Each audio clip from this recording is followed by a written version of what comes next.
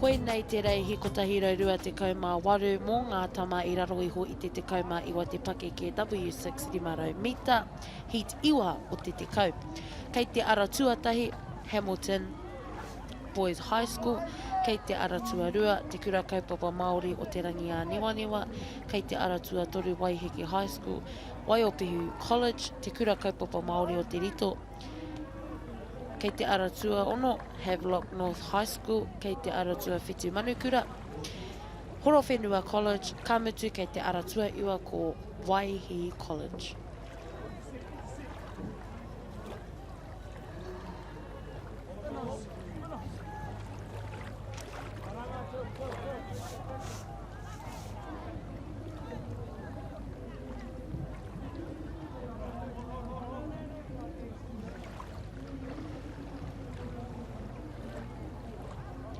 Nei ngā tama e a tatari ana o te rewanga o ngā haki, arā, ko te haki mā tērā kua rewa.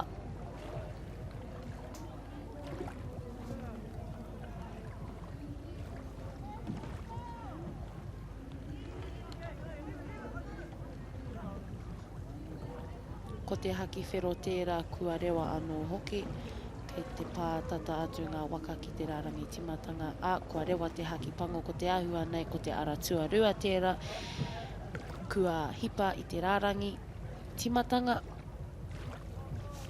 Ki tōku nei titiro. Ko te haki kākāriki tērā kua rewa. Ko te āhua nei I tēnei wā kua puta te ihu o te ara tuarua. Te kura kaupapa Māori o te rangi a Niwaniwa.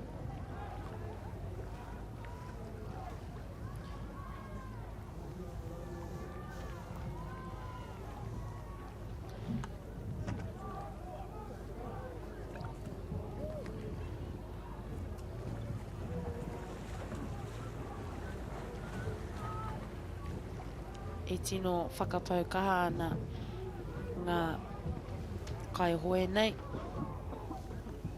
Kei muri tatai a rātou ko te ara tuawhitu manukura.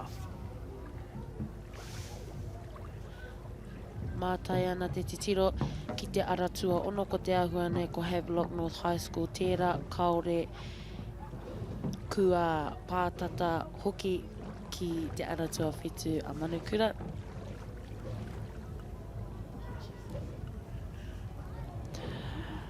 Entering the turn now ki te ara tuarua ko te rangi a Niwaniwa.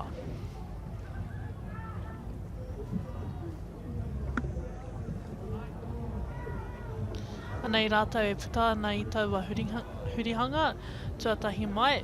Tuarua mai ko te ara tuatahi ko Hamilton Boys tērā. Ko tani wharau whero tō rātou ingoa.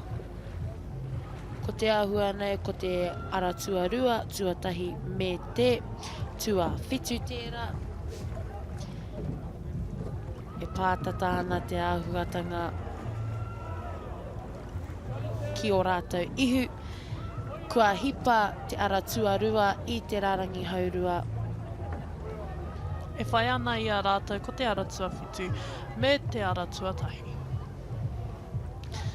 Anei ko te rangi a Niwaniwa, Niwa Boys, tēnei.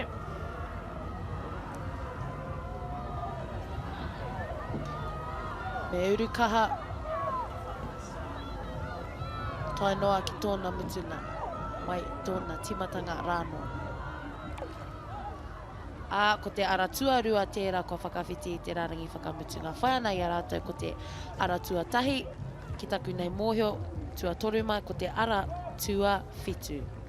Anei ngā toa whakaihuaka kei te ara tuarua ko te rangi a Niwaniwa, Niwa Boys.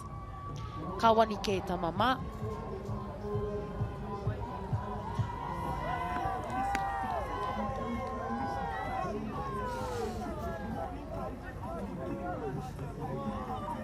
Anei te whakahoki ngā whakāturanga.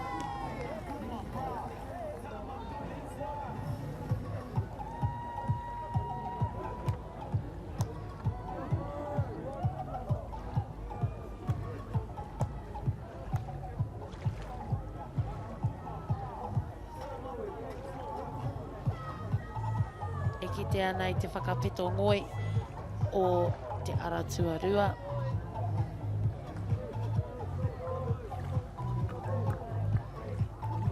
I nā te huhua o ngā kaihoe kua tae mai ki te whakataetai i te rānei.